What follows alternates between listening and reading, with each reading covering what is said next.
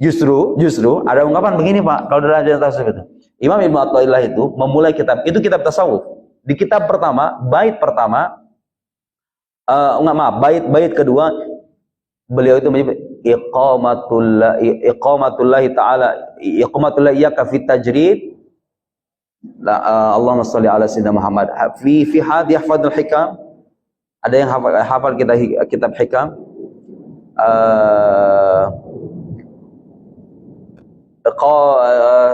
Allahumma shalli ala sayyidina Muhammad. Saya agak kecapean jadi agak lupa. Tapi intinya begini.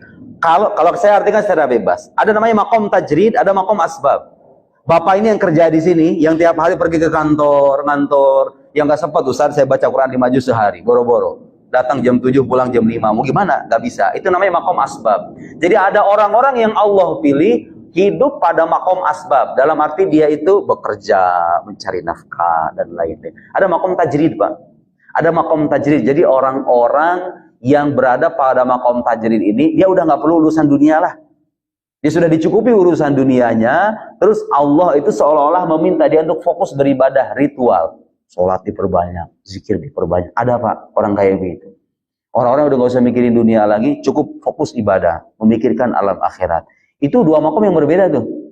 Kalau kita membalik posisi, saya ini dikasih pekerjaan, tapi saya pengen menjadi wali Allah dengan cara memperbanyak zikir, meninggalkan pekerjaan, supaya batin saya bersih, itu salah.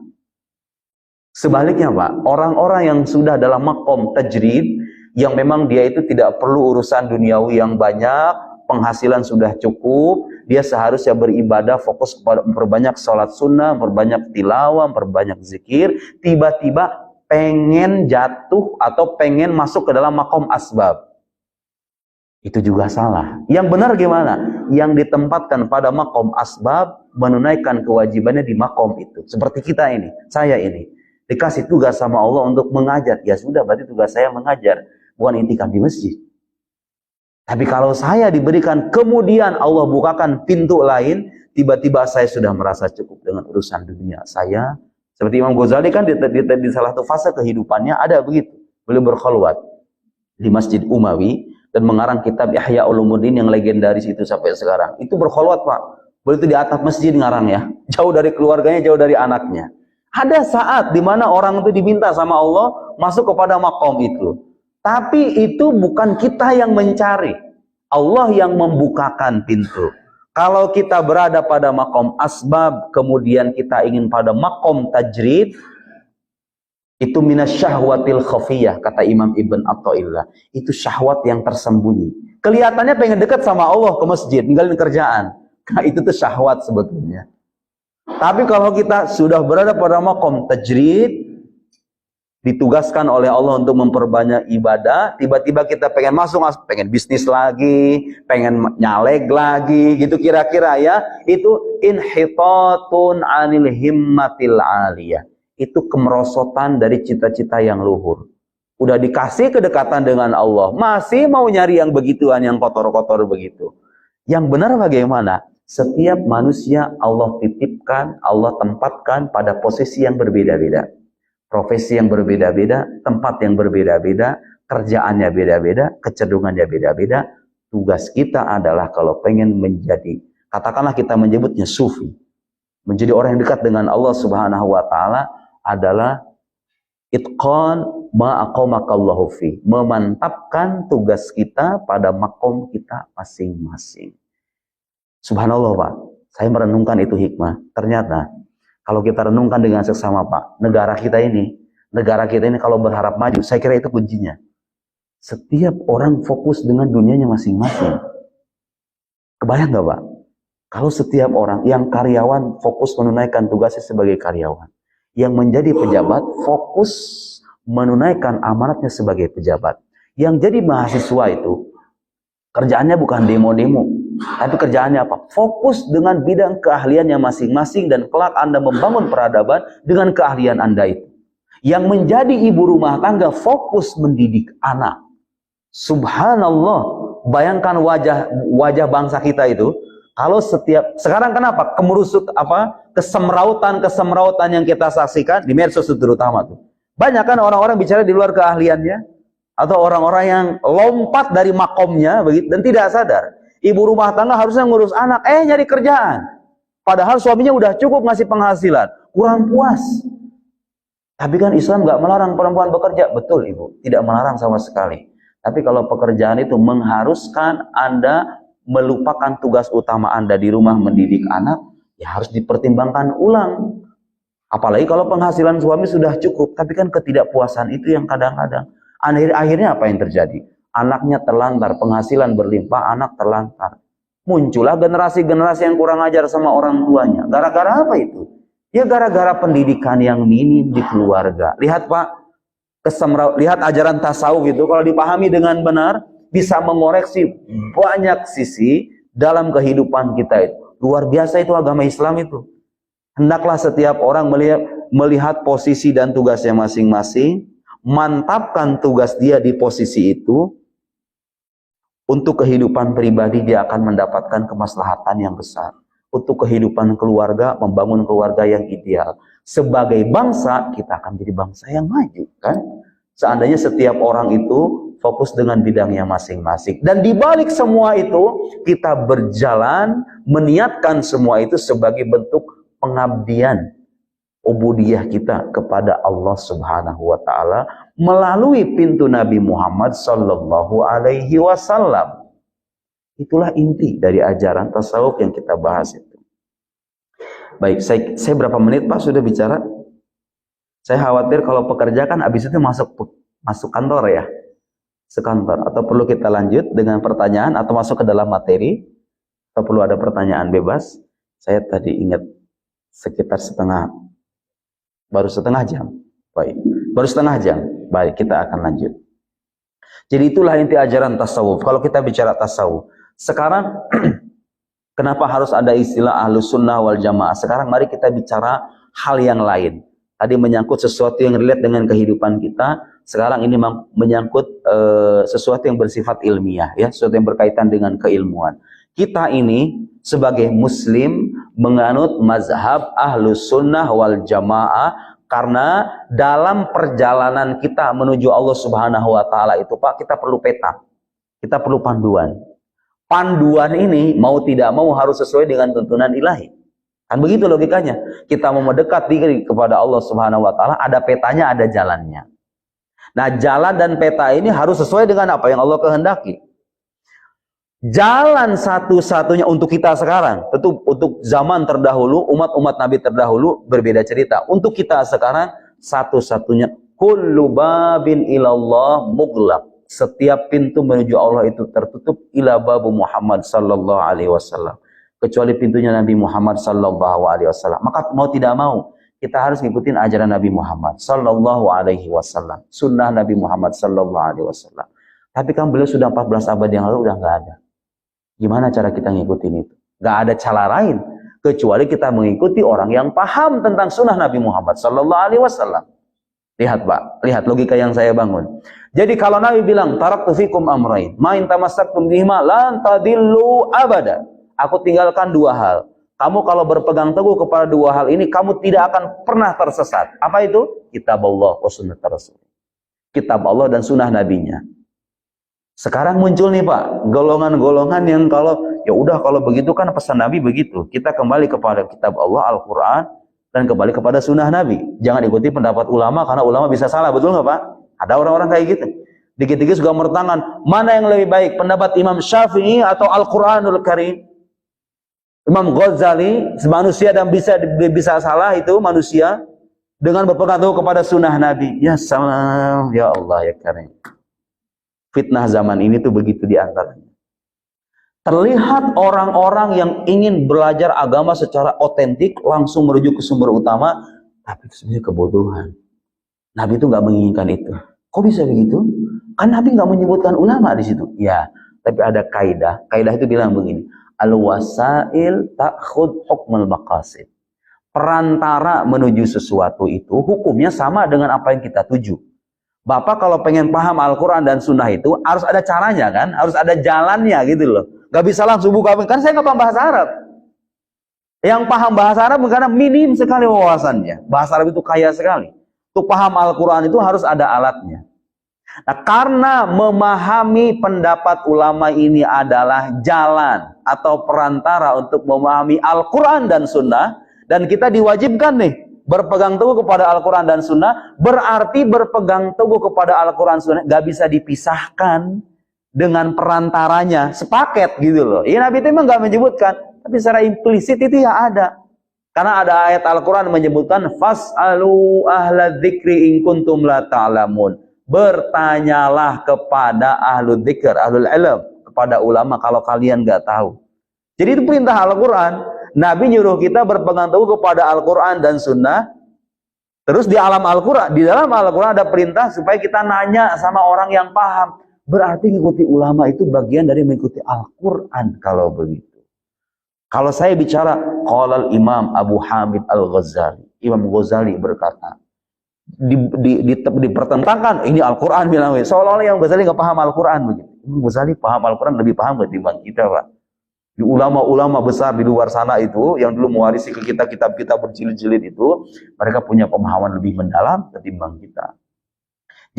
Jadi mengikuti mazhab Ahlus Sunnah itu adalah artinya Ahlus Sunnah, golongan yang berpegang teguh kepada sunnah Nabi. Disandingkan dengan kata jamaah. Apa artinya jamaah? Jamaah itu artinya ada sebagian mengartikan sahabat Nabi Sallallahu Alaihi Wasallam. Sebagian menyebutkan as-sawadul a'zam, mayoritas dari umat ini. Sebagian yang lain menyebutkan ahlul ilm. Tapi intinya semuanya sama. Bahwa Ahlus Sunnah wal Jamaah yang kita peluk ini, prinsip yang dipegang teguh oleh orang-orang Sunni kayak kita sekarang ini, kita berpegang teguh kepada sunnah Nabi Sallallahu Alaihi Wasallam sekaligus ajaran para ulama yang dianut oleh mayoritas umat Nabi Muhammad Sallallahu Alaihi Wasallam. Pokoknya kalau ada fitnah, ada khilaf, dilihat mayoritas umat Nabi kira-kira ada di mana, itu insya Allah. Karena ada juga garansi dari Nabi, la tajtami ummati ala dhalala aw ala al-khata aw kama qala. Umatku itu tidak akan bersepakat menyangkut kesesatan. Apalagi ulamanya, Pak. Kalau orang bodoh beda cerita. Ulamanya. Ulama Nabi itu kalau berijma, huwal haq. Itu yang benar. Itulah Ahlus Sunnah wal Jamaah. Jadi saya membawa kitab ini secara tidak sadar, saya itu sebetulnya sedang mengajarkan Al-Quran melalui lisan yang lebih terpercaya. Itu model beragamanya orang-orang Ahlus Sunnah wal Jamaah. Gak memisahkan diri dari jamaah, dari umat muslim yang lain, beda sendiri, aneh-aneh pandangannya, gak aneh-aneh. Orang Sunni itu prinsipnya begitu. Segala hal yang terlihat janggal dan aneh-aneh itu tinggalkan. Kalau kita masih ragu, gak usah ngomong, udah diam aja. Mungkin dia punya pendapat berbeda. Saya sekarang begitu, Pak. Di antara akhlak kita kepada ulama, karena ulama ini kan punya pemahaman yang mendalam, kadang-kadang pemahaman kita pendek. Ada kadang-kadang ungkapan para sufi itu, Pak. Nah, sekarang saya akan masuk ke sini karena ini penting. Ada sebagian ungkapan-ungkapan sufi itu yang kalau kita baca teksnya itu bermasalah. Ada. Bapak mungkin pernah mendengar ungkapan-ungkapan syatohat, kita menyebut istilah syatohat. Abu Yazid Al-Bastami misalnya dikisahkan pernah mengucapkan subhani ma'adhama sya'ni. Maha suci aku, maha suci aku. Betapa agungnya kedudukan. La ilaha illa ana fa'budni. Kemudian Al-Hallaj misalnya bilang anal haq. Akulah Tuhan yang maha benar itu. Dari lisan mereka terucap ungkapan-ungkapan semacam itu. Bagaimana kita bersikap? Dilihat, Pak. Orang yang ngomong begini ini, kalau dia termasuk orang fasik, bukan orang muslim atau orang muslim ahli maksiat, orang fasik, itu ungkapan kufur. Ungkapan kufur. Bagaimana sekarang kalau ternyata itu ungkapan terlahir atau terucap melalui lisan seorang wali yang taat beribadah, taat menjalankan syariat, tak berakidah secara mantap, belajar agama bertahun-tahun, tiba-tiba muncul ungkapan yang bermasalah secara lahiriah. Ya, Pak. Saya bawa kitab ini. Ini orang ulama Indonesia, Syekh Abdullah bin Nuh. Kitab yang bagus, Ana Muslim Sunni Syafi'i. Orang-orang Indonesia asli, tokoh pahlawan kemerdekaan juga. Abdullah bin Nuh, Kiai Haji Abdullah bin Nuh, itu ulama besar di Indonesia. Kalau nemu ungkapan-ungkapan begitu dari lisan seorang sufi, ya, saya nggak bicara orang awam, kita nggak bicara orang. Kalau orang kayak saya ngomong kayak gitu, Pak, jangan percaya, dengerin. Itu ungkapan sesat. Maksud saya kalau ada ungkapan-ungkapan begitu terlahir dari mulut orang yang wali min auliyaillah, waliullah, dan dihormati sama para aulia yang lain. Bagaimana caranya? Sekarang saya ingin menjelaskan kenapa itu bisa terjadi. Kenapa itu bisa terjadi? Kata beliau, orang-orang arifin, para wali itu kadang-kadang, saya nggak akan bacakan teks Arabnya, tapi intinya, kadang-kadang punya kondisi di mana Allah Subhanahu wa Ta'ala itu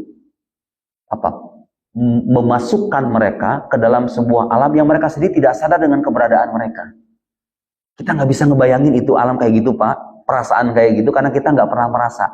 Tasawuf itu pada akhirnya melibatkan rasa dan pengalaman spiritual. Orang-orang kayak kita yang sholatnya kalau Allah Akbar mikirin hutang, itu bukan levelnya. Mereka ini sampai kadang pada makom, tapi nggak berkelanjutan. Itu kadang terputus-putus makom semacam itu, ahwal semacam itu. Kadang-kadang mereka tidak merasakan diri mereka. Ketika ada, dikata beliau, in sodaro anhum dzalik, kalau seandainya muncul ungkapan-ungkapan semacam itu dari mereka, fi halis sahau, dalam keadaan dalam keadaan sadar, maka faqauluhu anal haq, jika ketika ada ungkapan aku Tuhan yang maha benar, au subhani makna qad tajalla alayyal haq bisyuhudihi. Jadi ketika mengatakan aku Tuhan yang maha benar, maksudnya itu apa? Ditakwil ungkapan itu. Allah Subhanahu wa Ta'ala telah menampakkan kekuasaannya kepadaku. Bukan berarti dia mengaku sebagai Tuhan. Jadi maksudnya ulama ini pengen ngajarin sama kita, kalau wali punya ungkapan yang aneh, ditakwil ungkapannya. Syatohat aulia itu, kalau wali beneran ya. Kalau orang-orang awam yang tidak bernasab kepada tasawuf sama sekali, yang nggak menjalankan syariat, orang zindik, jangan dengerin. Jangan dengerin, itu bukan ungkapan yang benar.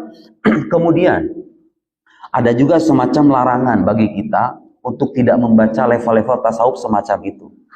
Ada level-level tasawuf yang tinggi kayak Muhyiddin Ibn Arabi, Ibn Farid, Imam Fulan, itu emang buku-bukunya kalau dibaca itu muskil, Pak. Saya sendiri nih, istilahnya udah bertahun-tahun, kalau baca bukunya Ibnu Arabi itu bingung saya. Beliau ini ngajarin sama kita. Subhanallah, ini lihat ulama itu.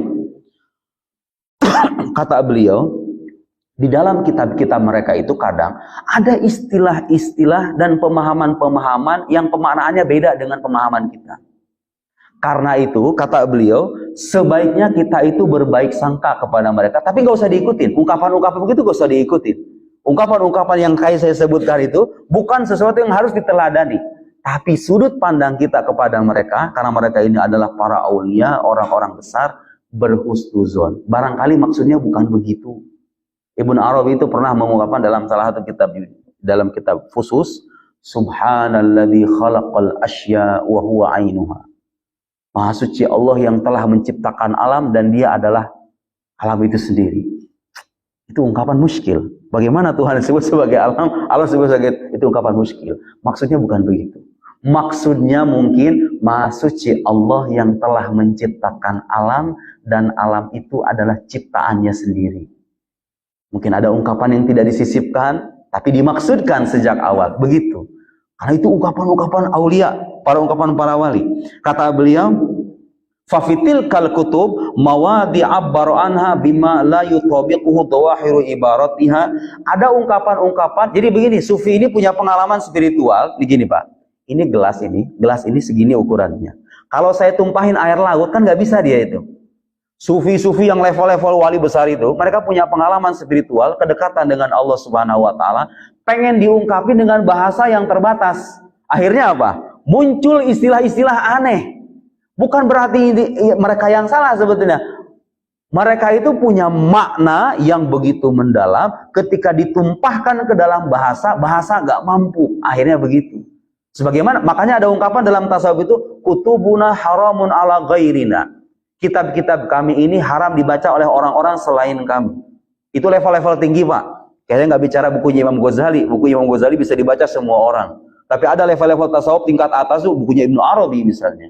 Nah, itu kalau bisa, kalau orang nggak paham ilmu akidah, nggak paham nahwu, nggak paham sharaf, nggak paham balaghah, nggak paham dan lain-lain, nggak paham ilmu tasawuf, nggak usah bicara yang begituan.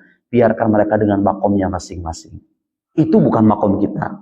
Untuk orang awam, memang tasawuf yang relevan itu tasawufnya Imam Junaid, tasawufnya Imam Abu Hamidil Ghazali, Imam Abdul Hasan Asy-Syadzili, dan lain-lain. Tapi di atas mereka ada ulama-ulama yang pengalaman spiritualnya mendalam, berkat keseriusan mereka bersuluk mendekatkan diri kepada Allah. Allah